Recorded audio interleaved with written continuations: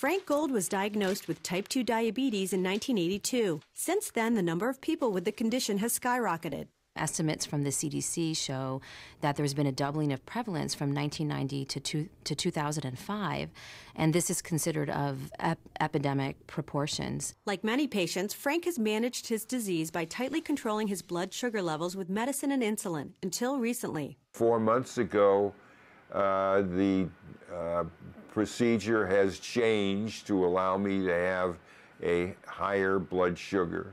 His change in treatment was a direct result of new research that looked at how episodes of low blood sugar, called hypoglycemia, that required a trip to the hospital could impact future risk of dementia in patients with type 2 diabetes. This is a very important question to answer because we are expected to see a doubling of the prevalence of dementia in the next 50 years.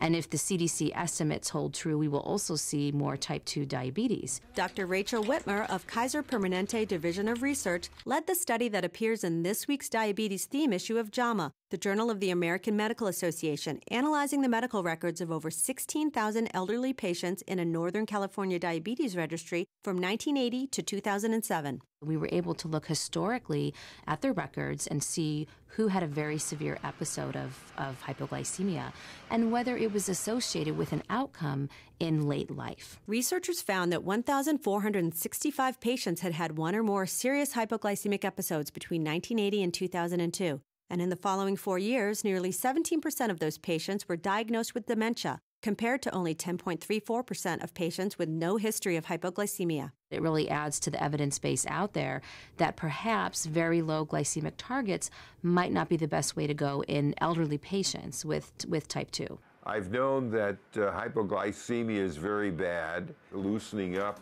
on the insulin.